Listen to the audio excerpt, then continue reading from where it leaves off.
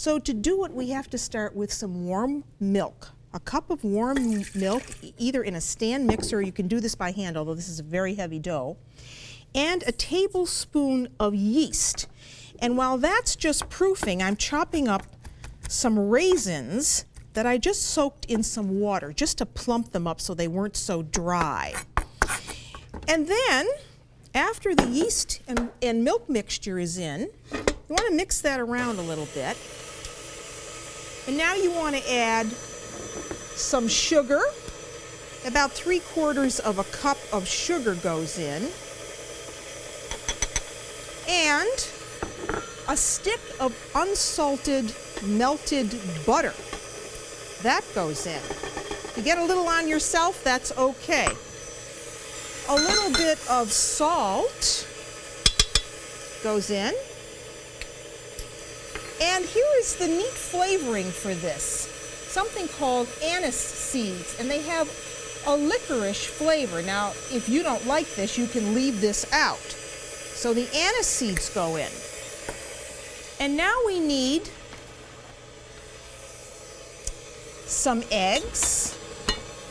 So 3 eggs. Get them in one at a time. I'm going to crank this up now because we really want to get that going. And we want some grated lemon zest in this. So let me stop this and just put some grated lemon zest in. You want the zest of 2 lemons. That's going to be about just shy of 2 tablespoons of lemon zest.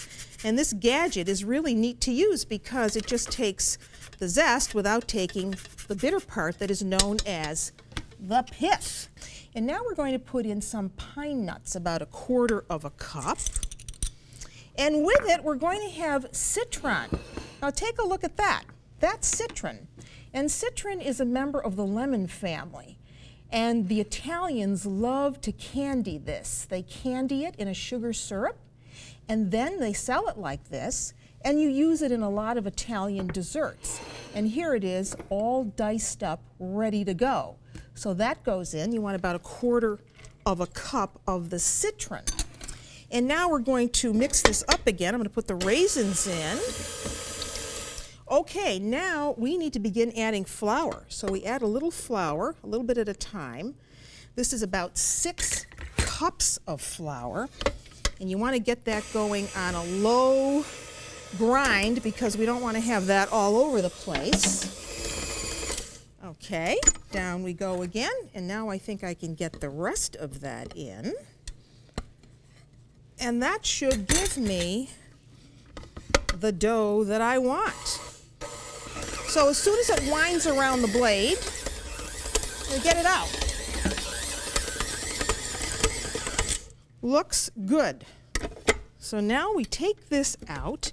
Look at how thick that dough is, but resist the urge to add too much flour to this because once we start to knead this, this is all going to come together very nicely. Okay, now we do the old knead. And of course what I'm doing is going in a clockwise fashion, bringing the dough over on itself as I turn. And as you go, if you need a little bit more flour, put it on your board a little bit at a time. You just don't want to add too much flour to this. And if your hazelnuts or your pine nuts fall out, you just pick them up and shove them right back in the dough. So do this until this is nice and soft. Then you want to take it and put it in a bowl like that and cover it with a piece of plastic wrap. You're going to let this rise for about 2 hours covered, somewhere warm but not too hot. And then when it's risen, it will look like this. You see? And now we can punch that down, take it out onto our board, and work with it. And we want to roll this out. So work with it until it's a nice rope shape, about 23 or 24 inches if you're going to do this in a a ring mold, and then have your ring mold ready. Just right here, all nicely greased. So I take this and I form it right into the pan, and you really want to close that edge over on itself. Just like that, you see? Now you have to let this rise again until it's almost double in size. So you put that aside, covered, until it looks like this. Now your oven is on at 375 degrees, and you put this in and bake this for about 30 or 35 minutes. Use a cake skewer to test it. Now here's one that you can do without a ring mold. Punch that down. If you don't have a ring mold, this is what you're doing. Again, you're kneading this into a ball. Knead it well. And then, after you knead it, you can just burrow down with your finger, you see? Making a perfect, almost perfect round, just like that. Then you get out a bake sheet that you've lined with some parchment paper, or maybe you want to just grease the sheet. And what I do in a case like this, I have a little glass that's buttered.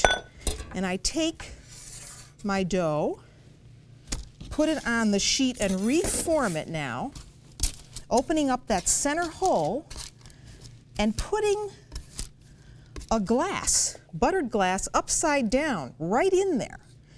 So this will keep that opening open while this is baking in the oven. Now we're going to make an egg wash to go over the top. You know, I didn't do it on the last one, but I am going to do it on this one, and that will give a nice shiny look to the top of our bread as it is cooking. So get yourself 1 egg yolk and just beat that up slightly. And this goes over the top of the bread. So you give this a nice wash everywhere. If you want to leave this off, you can. Your loaf will be a little duller looking, but personal choice in the kitchen. Okay, so now after you have it like this, this has to rise, like the other one, in the ring mold for about 30-35 minutes or so. And then we can put this one in as well. So if you don't have a ring mold, do not despair, because you do have somewhere in your kitchen an oven-proof little custard cup. And now that's all cooled down. You could eat it just like that, or you could make a nice glaze for this. And to make a glaze, you have to start with confectioner's sugar and some type of liquid. And here we're going to use just some milk. So I put a little confectioner's sugar in a bowl, and then I start adding a little liquid at a time, because I don't want this to be too thick, nor do I want it to be too soupy. I want it to be glazy, so it runs off the tip of my fork. So get the liquid in a little bit at a time, and then I add a little flavoring. In this case, it's brandy. So a little brandy goes in. You could use vanilla extract if you wanted to, almond extract. You could just leave out any extract. So when you have something that is kind of rolling off your whisk like that, you have a nice glaze. And then I get a fork, or if you want to just put this on with a brush, or you want to use a knife, you can do that too. But here's what I like to do. I just take a fork and take my cake over, and I just get happy with this. And I give it a nice, just thin spattering here of the frosting. This is one way to do it. Another way to do it is to just cover the whole thing, but I think this is nice because then you get to see the entire loaf. Glaze the whole thing up, And then you allow that glaze to dry. Then you can cut this up and you can have it. It's great served warm.